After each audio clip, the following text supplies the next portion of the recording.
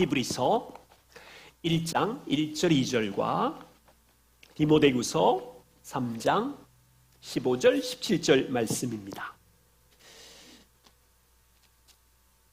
히브리서 1장 1절과 2절, 디모데후서 3장 15절 17절 함께 한 목소리로 하나님의 말씀을 봉독하겠습니다. 옛적에 선지자들을 통하여 여러 부분과 여러 모양으로 우리 조상들에게 말씀하신 하나님이 이 모든 날 마지막에는 아들을 통하여 우리에게 말씀하셨으니 이 아들을 만유의 상속자로 세우시고 또 그로 말미암아 모든 세계를 지으셨느니라. 아멘. 네, 디모데후서 3장 15절, 17절 함께 봉독합니다. 또 어려서부터 성경을 알았나니 성경은 능히 너로 하여금 그리스도 예수 안에 있는 믿음으로 말미암아 구원에 이르는 지혜가 있게 하느니라. 모든 성경은 하나님의 감동으로 된 것으로 교훈과 책망과 바르게 함과 의로 교육하기에 유익하니 이는 하나님의 사람으로 온전하게 하며 모든 선한 일을 행하기에 함이니라. 아멘. 함께 같이 기도하고 하나님의 말씀을 듣겠습니다. 하나님 아버지, 우리가 하나님의 뜻을 따라 이 짧은 인생 살고 싶습니다. 하나님의 뜻의 원리가 무엇인지, 주님은 아들 예수 그리스도를 통하여 우리를 구원하시고 우리의 인생을 향하여 놀라운 계획을 가지고 계심을 압니다. 짧은 인생 하루하루 길, 우리가 어떻게 주님을 의지하며 주의 뜻을 따라 살 수 있을지 주님, 우리를 가르쳐 주십시오. 말씀해 주십시오. 이 원리를 따라 지혜롭게 믿음의 길 걷게 해 주십시오. 주께 우리를 부탁드리고 예수님 이름으로 기도드립니다. 아멘. 저와 우리 모두 다 하나님이 기뻐하시는 뜻을 따라 살고 싶으시지요. 진실로. 한 가지 예를 들어볼게요. 이 과정은 쉽지는 않습니다.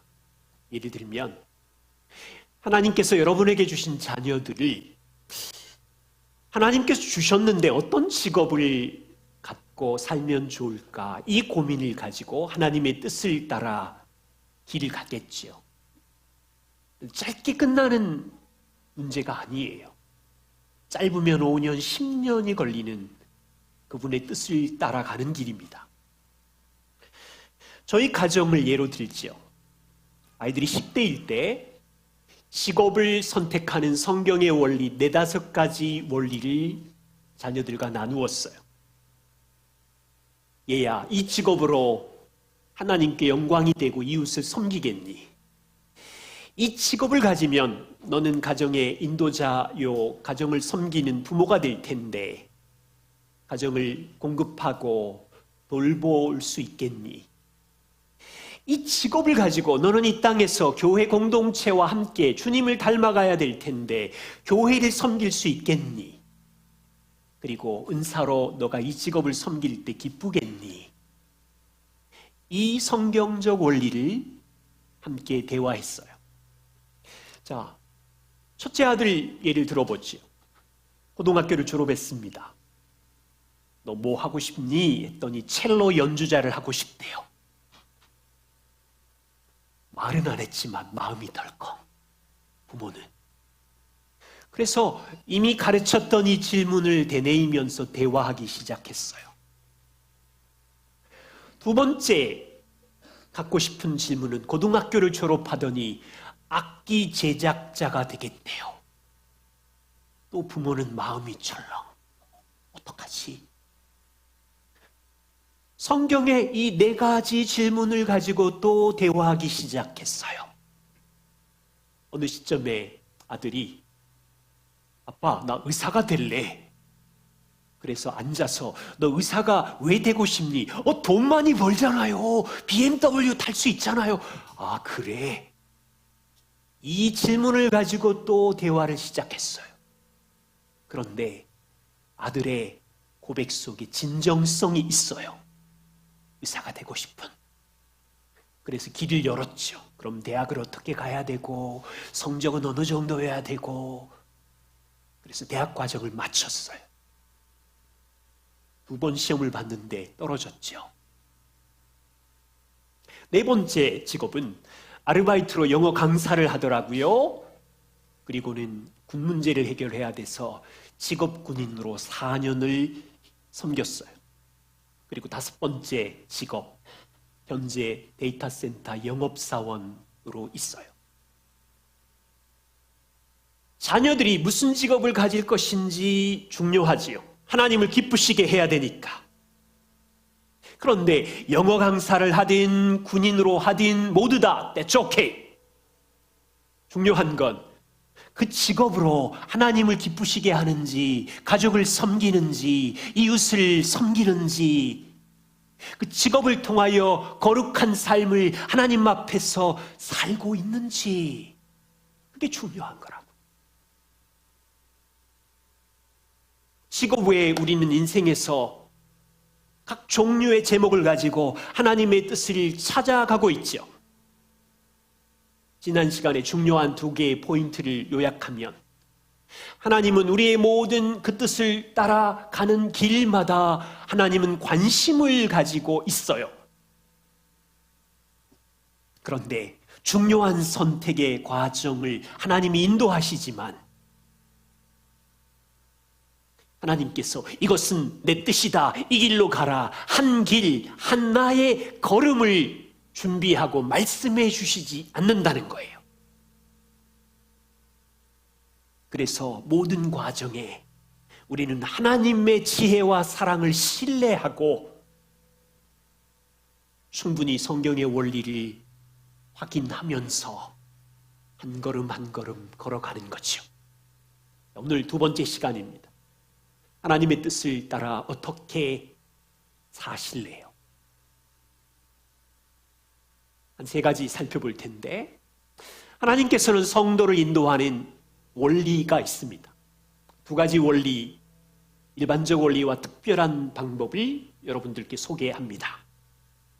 또한 이 하나님의 인도하심을 받을 때 성도들이 조심해야 되는 3가지를 다시 말씀드리고, 그리고 하나님의 뜻을 찾아가는 중요한 3가지 선물로 주신 것을 여러분과 간단히 나누려고 해요. 첫 번째입니다.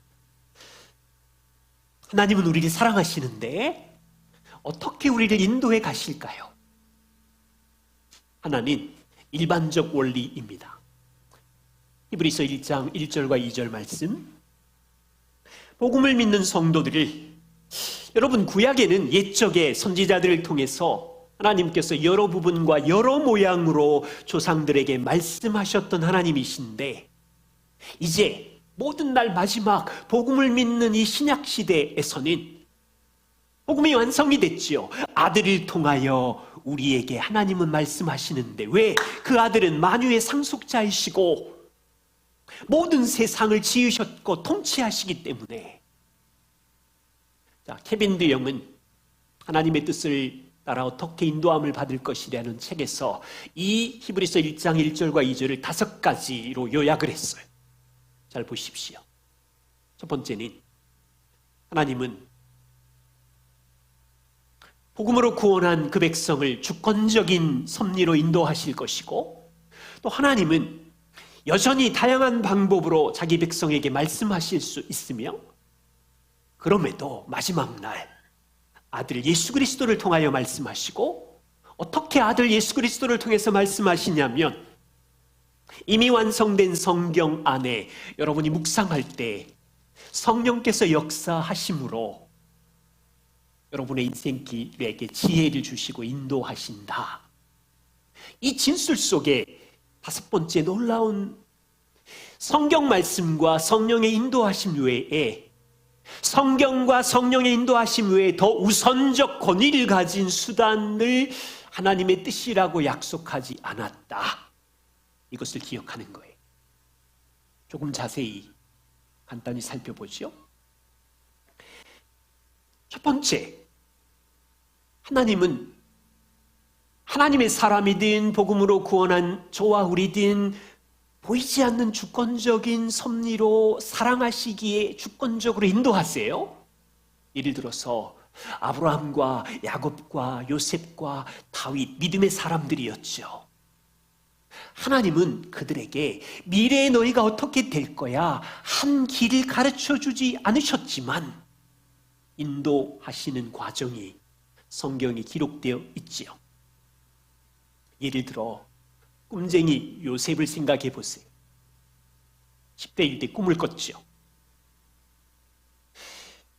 여러분, 꿈은 꿨지만 하나님께서 요셉에게 미래에 네가 애굽의 종이 되어 팔릴 거야, 감옥에 갇힐 거야, 몇 년을 고생할 거야, 미래의 한 길을 말씀하세요?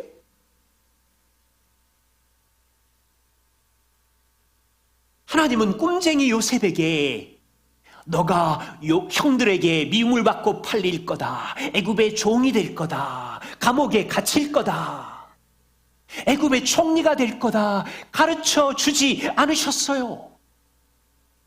그렇지만 하나님은 요셉을 향하여 놀라운 함께하심과 주권적인 섭리로 요셉이 아무것도 못할 때도 그의 삶을 붙들고 놀라운 영광의 섭리로 인도하시죠.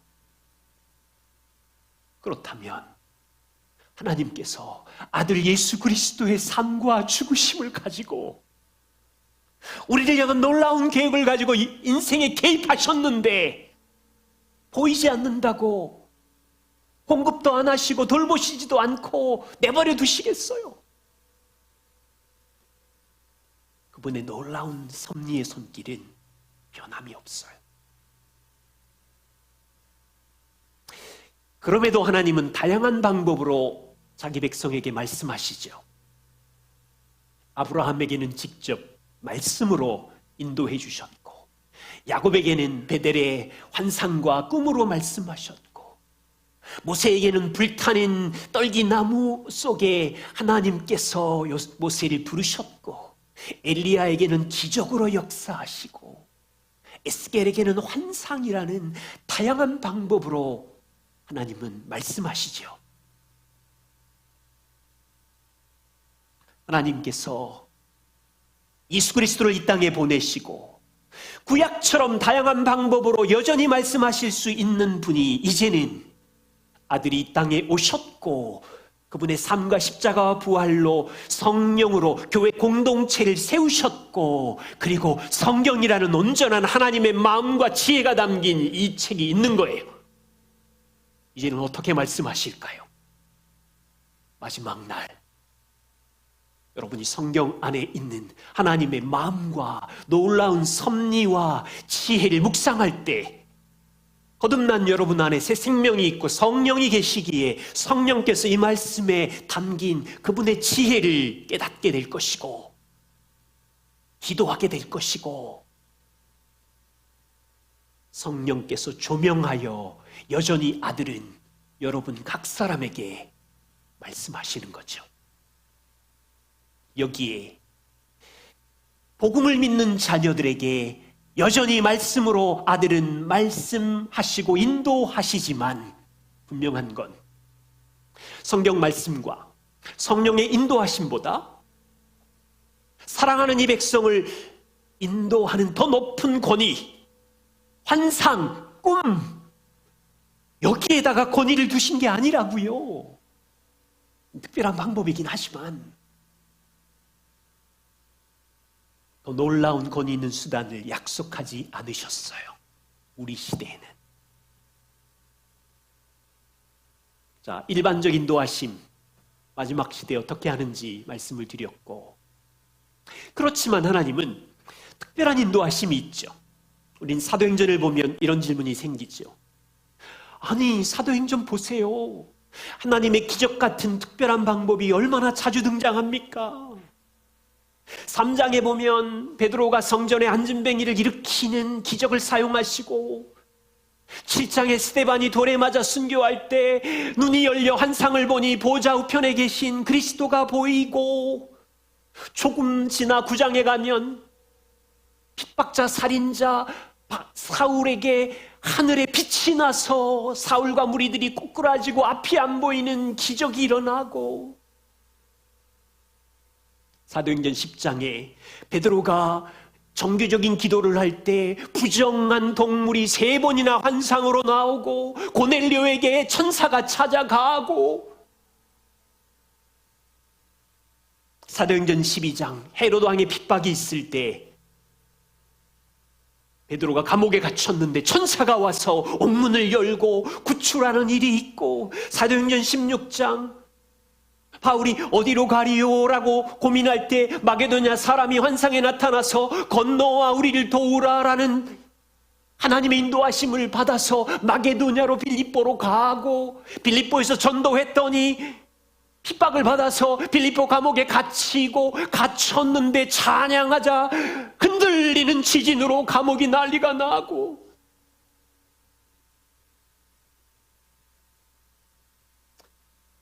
하나님께서는 이미 승천하신 그리스도 신약의 성도들을 향하여 복음의 전파를 위해서 주권적인 자기 뜻대로 특별한 방법인 기적을 동원할 수도 있고, 환상을 동원할 수도 있고, 천사와 지진과 다양한 방법으로 초대교회 사도들과 백성들에게 말씀하시고 인도하시지요. 그런데요, 이것을 보고는 성도들이 성경 말씀과 성령 외에 특별한 수단이 일상이구나, 이렇게 생각하면 안 된다니까요. 사도행전 영향인지 오늘날의 성도들이 하나님의 뜻을 따라 살려고 할 때, 봐봐, 사도행전에 다 그런 일이 있잖아. 우리에게 하나님 음성을 주세요. 꿈과 환상을 보여주세요. 특별한 경험을 보여주세요. 질문을 하셔야 돼요.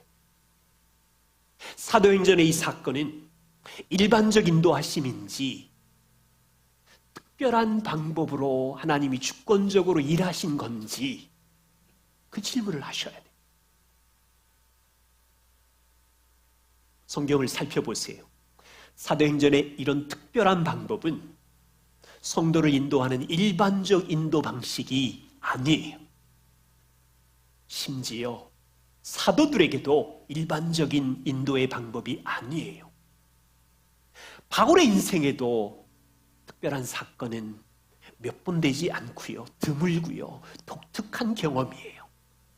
바울은 대부분 일상의 삶에서 우리처럼 고민하고 염려하고 선택하고 스스로 결정했어요. 바울은 일반적인 선택의 결정에 하나님의 음성을 듣고 환상을 보고 움직이는 것이 아니라고요. 베드로가 어디 하나님 천사의 환상을 다시 보여주시고 꿈을 꾸고 움직이겠습니다, 그런 곳이 없다고요. 사도들은 여전히 하나님의 인격과 성품을 기억하고 그분의 계획을 따라 선택하고 결정했어요. 사도들은 하나님, 내가 그 다음에는 어디로 갈까요? 음성을 보여주시고 꿈에라도 환상을 보여주시고 제발 말씀으로 보여주십시오. 이런 특별한 인도의 방법을 갈망하지도 않았고 사모하지도 않았고 기대하지도 않았어요. 얼마 전에 저희 아내가 잠자고 일어나더니 일어나서 얼굴이 울상이 됐어요. 그리고 하는 말, 여보, 꿈속에서 당신이 죽었어. 얼마나 슬펐는지 몰라. 불길한 예감 아니야? 눈을 똑바로 쳐다보고, 개꿈. 헛된 꿈.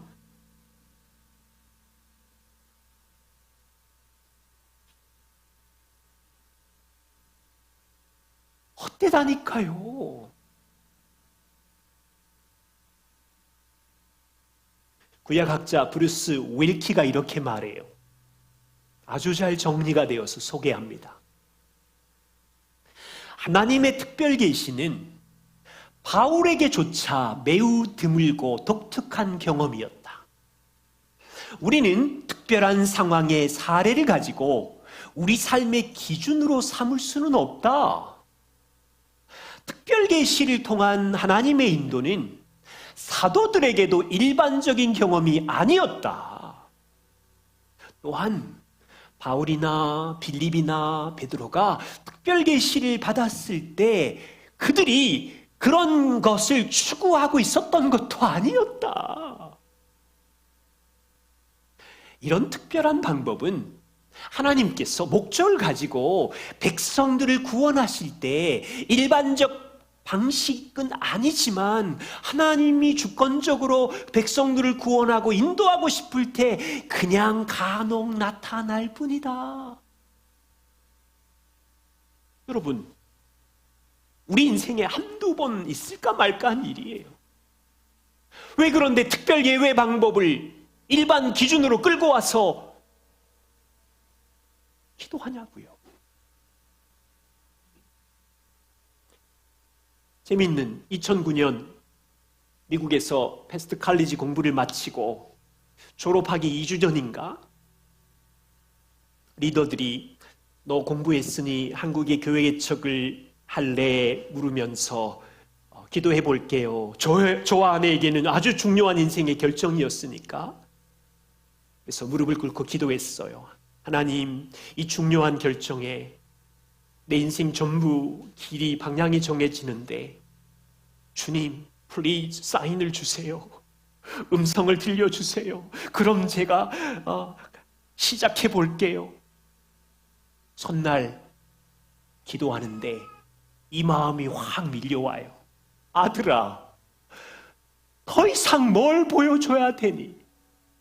네 눈과 경험으로 2년 동안 성경적 모델의 교회를 봤는데 더 이상 무슨 경험, 무슨 음성이 필요하니? 제가 그 밀려오는 마음에 나의 불신앙을 회개하고 여기서 끝! 가자. 그 기도를 멈췄어요. 요점은 이겁니다.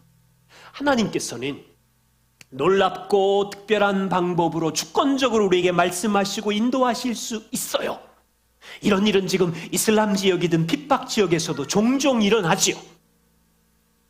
그렇지만 사도들에게도 특별 예외 방법을 우리가 일반 기준으로 적용하지 않도록 조심해야 된다는 거예요. 그렇다면 두 번째, 아버지 인도하심을 받을 때 우리가 정말 잘 생각해야 되는 것 세 가지. 케빈 대영의 책에 한 5-6가지가 나오는데 세 가지를 소개합니다. 첫 번째, 열린 문을 지혜롭게 사용하는 거예요. 그리스도인들은 종종 하나님 나에게 문을 열어주십시오.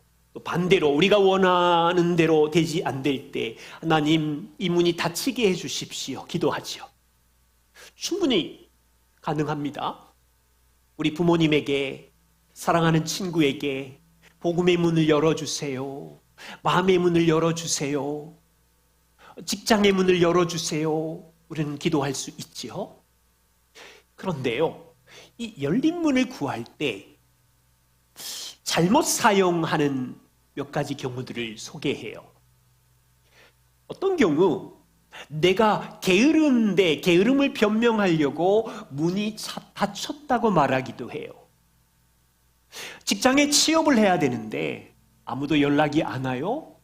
그때 이 사람이 하나님이 직장의 문을 닫았나 봐라고 얘기해요. 그런데 옆에서 보면 직장의 문이 열리기를 원하지만 직장을 얻기 위해서 이력서를 보내지도 않고 있고 문을 두드리지도 않고 있고 완전히 게으름을 변명하려고 문을 열어달라고 하는 경우 조심해야 되겠죠.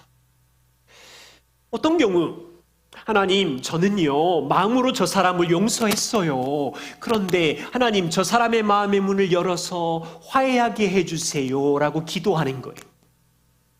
화해를 위해서 자기는 노력하지 않으면서 저 사람의 마음의 문을 열어달래요. 우리가 할 몫이 있겠죠? 두 번째는 좋지 않은 선들이 본인이 결정하면서 하나님께서 문을 열어주셨다고 말해요. 부부 갈등이 심각한 가정이 있었어요. 결혼의 이 고통과 갈등을 해결할 수 있도록 하나님 화해의 문을 열어주세요라고 기도하고 있었는데 어느 날 남편이 이렇게 말해요.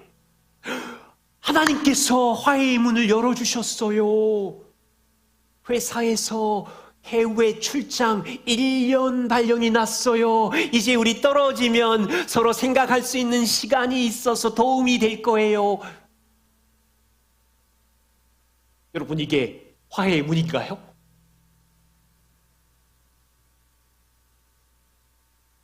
또 다른 방법, 쉬운 길을 택하고 어려운 길은 택하지 않으면서 당장에 보이는 자기 유익 때문에 열린 문이라고 말하는 경우, 지금처럼 주식이 호황입니다.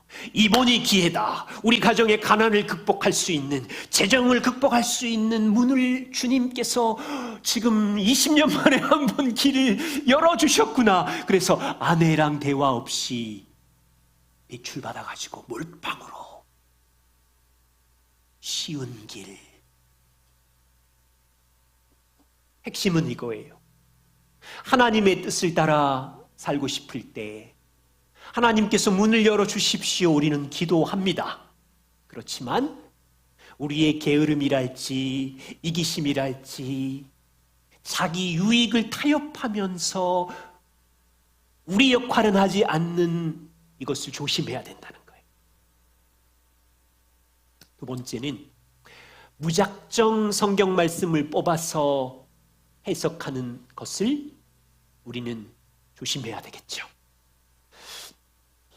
하나님께서는 모든 순간마다 우리에게 말씀을 통하여 우리의 마음의 감동과 길을 보여주십니다. 우리 안에 성령께서 계시니까 일주일 내내 불평과 원망이 막 이만큼 올라와서 주일 예배를 드렸어요. 그런데 찬양 속에 하나님께서 말씀하시고 들의 핀백합화를 봐라, 하늘의 새를 봐라, 그들도 먹이는데 너희일까 보냐, 이 말씀 들릴 때 하나님은 우리 마음에 평안을 주시지요. 공동체 모임을 할 때 저 가정의 고통과 아픔을 우리가 듣습니다. 그런데 내 마음에 주중에 묵상했던 말씀이 기억나서 그 말씀을 꺼내어 하나님께서 이 말씀을 기억나게 해주셨는데 형제님 가정에 도움이 되면 좋겠어요. 이렇게 하나님은 모든 순간 말씀을 우리에게 듣게 하시고 깨닫게 하시지요. 근데 문제가 있어요. 무작정 성경 말씀을 뽑아서 정규적인 성경 묵상보다 더 무작정 뽑는 말씀을 존중하는 것을 아주 조심해야 돼요. 예를 들면 한 분이 직장을 옮기려는 고민을 갖고 있어요. 그리고 최근 한 직장을 선택해서 고민 중인데 그날 아침 우연히 성경책을 펼쳤는데 창세기 12장 1절이 나왔어요. 여호와께서 아브라함에게 이르시되 너는 너의 고향 친척과 아버지 집을 떠나 내가 내게 보여줄 땅으로 가라. 아싸, 하나님 응답, 예스. 어느 한 가정은 이사를 고민하며 집을 찾고 있었어요. 이 집 저 집을 보고 한두 집이 마음에 들었는데 하나님 언제 이사를 해야 될까요? 그래서 그날 아침에 우연히 성경을 펼쳤는데 출애굽기 40장 36절 이스라엘의 구름이 성막 위로 오를 때 이스라엘 자손이 그 성막 위에 구름을 보고 옮겼더라. 오늘 이사하라는 건가? 계약하라는 건가? 이거 아닐 수 있는데. 그래서 다시 성경을 펼쳤는데 누가복음 10장 37절 예수께서 이르시되 가서 너도 이와 같이 해라. 그대로 계약하라는 말이야?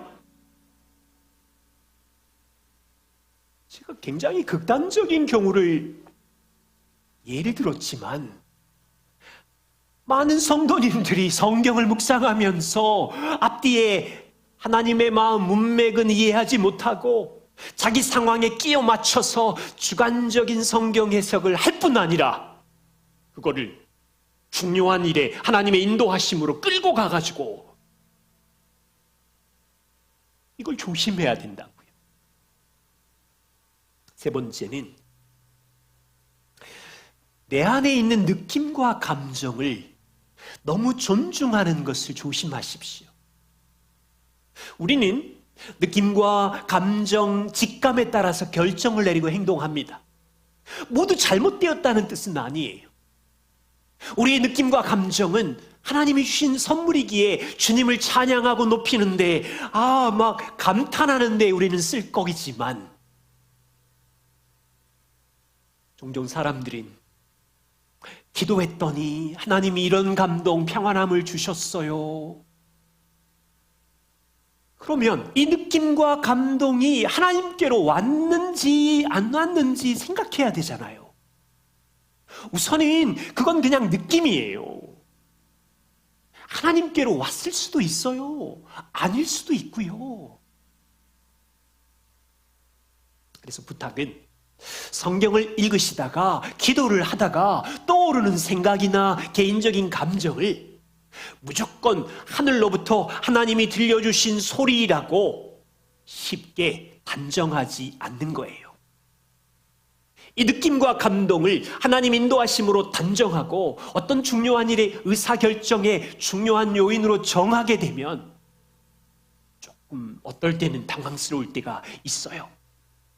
다르게 말하면 마음을 정하기 전에 평화롭고 편안한 느낌이 우리에게 꼭 필요한 건 아니에요. 어떤 일은 감정이 고통스럽지만 선택을 해야 될 때가 있어요. 우리의 역할은 이 마음의 감정이, 이 평안이 하나님 말씀에 합당한가? 하나님 말씀으로 분별하는 거예요. 오늘 느낌이 피곤하고 너무 힘들어 죽겠어요. 예배할 마음이 안 생겨요. 나는 느낌에 순종해야 돼요. 그렇다면 우리 중에 누가 예배할 수 있겠어요? 예배하라는 것은 하나님이 우리를 부르신 부르심인데, 여러분이 피곤해 죽겠고 감정이 이 일할 마음이 안 난다고 직장에 안 가시는 거 아니잖아요. 의도적으로 피곤을 짓누르고 일상을 사시잖아요.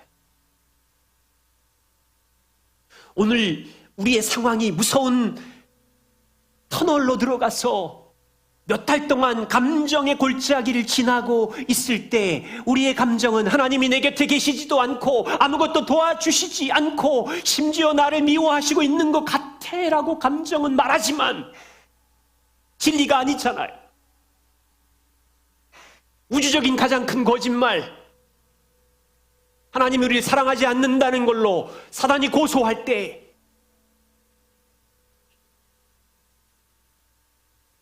우리는 느낌과 감정이, 상황이 꼬일 대로 꼬여서 죽을 것 같지만 하나님이 나를 사랑하시면 변함이 없으며 하나님은 머리부터 발끝까지 부패하고 너덜너덜된 이 감정인 나를 여전히 사랑하시고 용납하시고 용서하시고 인도하시고 이 진리를 붙잡는 거죠.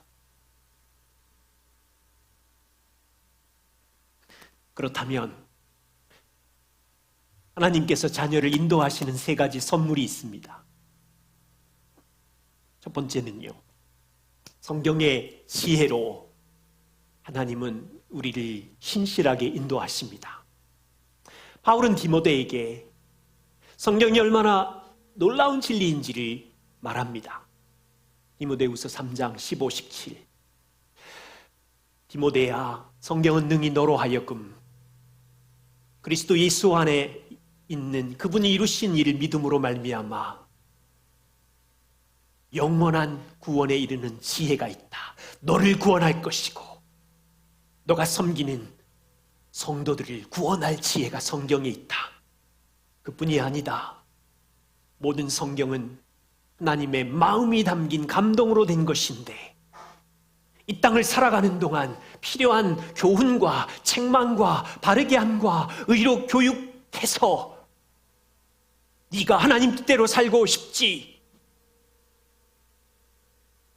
하나님을 사랑하는 선한 사람으로 온전하게 그 말씀이 너를 도울 것이고 그리고 너로 인하여 인생에서 모든 선한 일을 행할 능력을 성경은 줄 것이다. 성경은요, 우리에게 무슨 직업을 가져라 찍어주지 않죠. 어떤 직업을 살아, 저 사람이 너의 배우자다, 이 주식이 대박이다, 정확히 한 길을 딱 꼬집어 말하지는 않죠. 그래서 답답하세요? 바울 보세요. 성경은 세상 전문가가 전혀 가르치지 않는 놀라운 구원의 지혜를 알려준다. 하나님의 아들 예수 그리스도가 무슨 일을 하셨는지, 하나님이 너희를 사랑하사 아들을 이 땅에 주셨고 십자가에 죽으셨고 죄 용서의 복음, 의의 복음을 주셨으며 믿는 자에게 영원한 천국에 대한 지혜를 알려준다. 그뿐이 아니다. 성경 안에 네가 잠깐 땅에서 사는 동안 하나님의 사람으로 어떻게 살 것인지, 하나님의 사람으로 선한 능력을 어떻게 펼칠 것인지에 대한 모든 지혜가 여기 다 있다. 여러분, 놀라운 확신 아니에요? 여러분이 구독하는 유튜브 운동 전문가, 건강 전문가, 주식 전문가, 그 사람들이 줄 수 없는 놀라운 차원이 다른 지혜, 모든 인생에, 모든 영역에 어떻게 살 것인지에 대한 탁월한 지혜가 여기 다 담겨 있다. 왜 너희는 이걸 과소평가하니? 남자로 어떻게 살고 싶은지 궁금하면 성경을 보는 거예요. 하나님은 남자를 지으셨어요. 그리스도는 남자를 인도하시고 필요한 것을 공급하시고 남자의 인생의 모든 것을 주셔서 양육하시고 남자가 무너져도 사랑하시잖아요.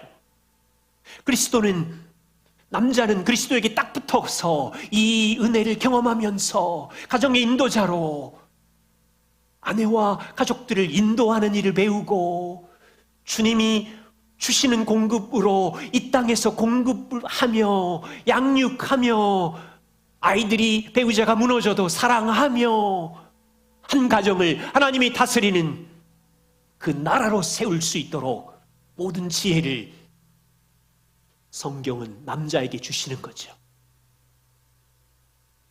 여자로 하나님이 디자인하신 여성을 따라 살고 싶으세요? 요리 전문가 채널 구독하고 건강 전문가 채널 구독하고 재테크 전문가 구독하는 시간 많으시죠? 조금만 더 관심을 가지고 성경이 말하는 하나님이 디자인하신 여성성을 고민하고 그대로 살려고 해보세요. 나누고 싶은 요지는 이거예요. 우리가 하나님의 뜻으로 살려고 할 때 평생 하나님께서 성경을 선물로 주셨는데 성경의 지혜를 가소평가하지 않고 우리가 진짜 붙어서 영양분을 공급받으면 부모로 어떻게 살 것에 대한 지혜를 주실 것이고 결혼을 어떻게 행복으로 세울지에 대한 지혜를 주실 것이고 직장 생활에서 재정에서 노후의 모든 지혜의 보물들이 성경에 다 있다고요. 부탁은 조급하지 마세요. 왜 한 번에 배부르려 그러세요? 그냥 하루하루 성경을 사랑하면 성령은 우리의 수준이 어디인지 알아요. 어린아이 같은 수준인지 아신다고요. 우리에게 필요한 양식을 먹이시고 그냥 시간이 문제이지 지혜인이 말씀에 뿌리를 내리고 믿음의 걸음을 걸으면 성령은 우리 안에서 감동하시고 인도하세요. 넘어지면 다시 일으켜 붙잡아 주시고 헛된 길로 가면 우리를 고치시고 책망하시고 근데 그 책망이 기분 나쁘지 않아요. 우리를 위로하며 격려하며 돌보며 다시 같이 연습하고 적용하고 그러다 보면 경건한 남자로 자라가고 있고 성숙한 늙은 여자로 세워져 가고 있고 그러다 보면 70점밖에 안 되는 부모지만 하나님께서 우리 아이들을 이만큼 자라게 하셨고 직장인으로도 출렁거렸는데 선한 일을 행하는 온전한 직장인으로 성장될 것이다. 여러분이 성경을 어떤 선물로 대하는지에 따라서 두 번째는요,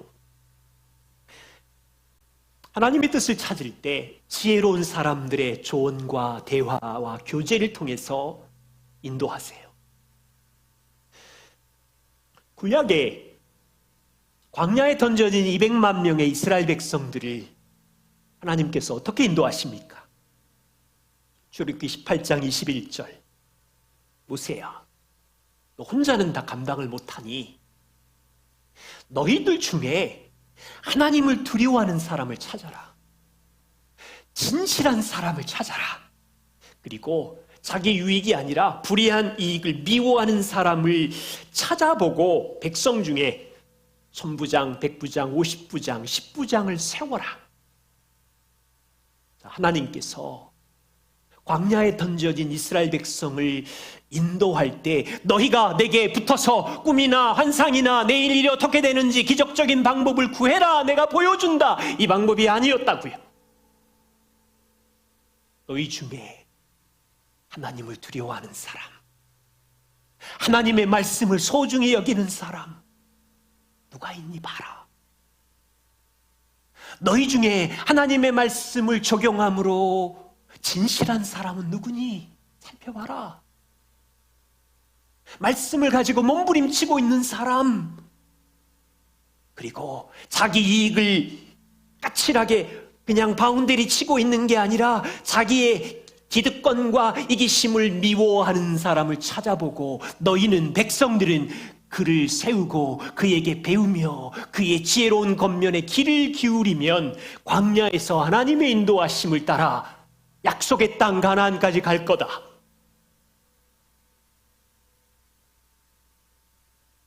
광야의 이스라엘은 생각해 보세요. 우리도 지금 갈등과 어려움이 장난이 아니지요.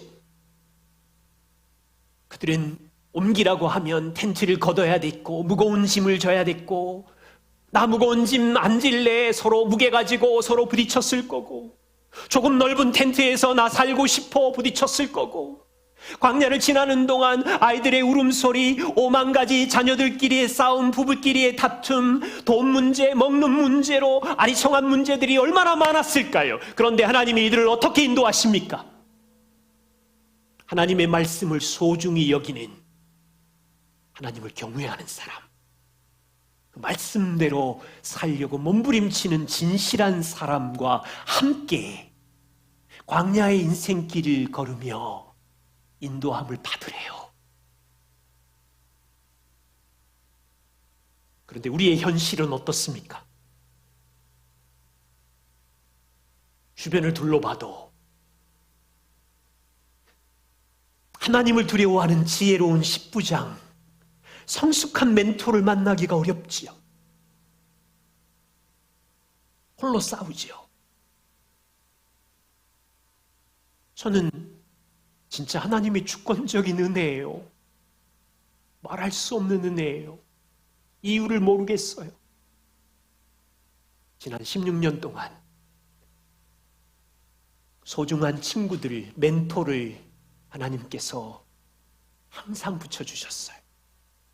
여러분이 아신 것처럼 교회 개척에 피레미 같은 어린아이였는데 레리 말라먼트를 15년 동안 성숙한 남자로 붙여주셔서 우리 가정과 교회를 돌보게 하셨고, 데이브 테일러, walter 알렉산더, 데일 키트롤, 지금은 마티 마초스키 목사님이 성숙한 남자로 교회와 우리 가정과 저의 인생길에 우정을 나누며 도우는 친구로 옆에 있었어요. 무슨 은혜인지 이유를 모르겠어요. 주님의 주권적인 섭리, 그 말밖에는 할 수가 없어요. 이제 여러분에게 남는 적용이 있어요. 지금 생각에 나에게는 인생길을 터놓고 대화를 나눌 수 있는 지혜로운 사람이 없다고 생각하십니까? 그럴 수 있죠. 그렇지만 주저앉아 있지 마시고 여러분이 그런 사람이 되기를 기도하고 성장해 가는 거예요. 그리고 나의 지금의 이 안타까움이 다음 세대에 대물림 되지 않도록 다른 사람을 돌보는 일에 시간과 은사와 삶을 나누는 거예요. 혹시 주변을 둘러봤는데 이 사람은 완전하지는 않네. 그런데 어느 결정에서는 하나님 말씀을 소중하게 여기고 두려워하면서 선택한 진짜 겸손하고 진실한 사람이 몇 사람이 있어. 자기 이득이 아니라 서로의 유익을 구하는 섬기는 사람이 있네. 이 사람 뭐지? 분명히 같이 있어 보면 여전히 까칠한 데도 있고 약점이 있어 보이지만 어느 면에서는 겸손하고 늙은 남자로 성숙해 있는 사람이 여러분의 눈에 보이나요? 분명히 이 여인 옆에 있어 보면 고집도 세고 자기 주장이 강한 연약한 여인인데 어떤 면은 배울 게 너무 많고 늙은 여자로 서 있는 게 있어요? 그러면 우정을 쌓으세요. 대화하세요. 내 삶의 인생길에 아리송한 문제에 수많은 다양한 상황을 함께 기도하고 나누고 교제하고 그러면 성장할 수 있어요. 세 번째입니다. 하나님께서 우리의 인생을 인도하실 때 은혜의 보좌에 나와 기도하라고 하십니다. 저와 우리는 수시로 닥치는 중요한 일들을 하나님 어디로 가야 됩니까? 뜻을 구하며 기도하겠지요. 아주 간단한 팁 4가지를 알려드립니다. 첫 번째는 기도하실 때 하나님 마음의 문을 열어주셔서 이 중요한 문제를 가지고 고민하며 성경을 읽을 때 성경 속에 담긴 하나님의 지혜를 깨닫게 해주시고 적용할 용기를 주십시오. 기도하십시오. 두 번째 팁은 하나님 내가 이 문제 지금 재정인데 지금 이 고통스러운 아이들인데 미래인데 이거 어떻게 풀어야 돼요? 지혜로운 좋은 자를 만날 수 있게 해주십시오. 누구랑 대화할까요? 1명이든 2명이든 그 사람을 연결시켜 주십시오. 세 번째 팁은 주님 이 중요한 일을 결정하는 과정에 내가 원하지 않은 만남, 상황, 결과가 찾아오더라도 우리 가정이 내 인생이 하나님의 주권적인 보이지 않는 손 안에 선하신 손 안에 있음을 신뢰하며 걷게 해 주십시오. 네 번째 팁은 주님 이 중요한 일을 결정하는 과정에서 제가 더욱 당신을 신뢰하게 해주시고 당신이 누구인지 알게 해주시고 아버지의 성품을 배우게 해주십시오. 저와 우리는요 어떻게 하면 하나님이 나를 사랑하시는 건 알겠어요. 어떻게 하면 우리 아이들과 내 인생이 하나님의 뜻을 따라 살 것인지를 고민하지 혼란하지만 아버지는 우리에게 쌓인 환상, 꿈하고는 게임이 안 되는 놀라운 3가지 선물을 주셨어요. 성경 안에 숨겨져 있는 아버지의 마음의 지혜들이 있어요. 이것을 마음껏 사용하십시오. 그리고 눈을 들어 아버지의 말씀을 소중하게 여기고 두려워하는 진실한 좋은 자를 찾아 대화하십시오. 그리고 그 문제를 가지고 은혜의 보좌에 나가 기도하십시오. 때를 따라 돕는 주께서 우리의 걸음을 놀랍게 생각하는 것보다 더 크게 인도해 주신다는 것을 시간이 지나면서 알게 돼요. 기도하겠습니다.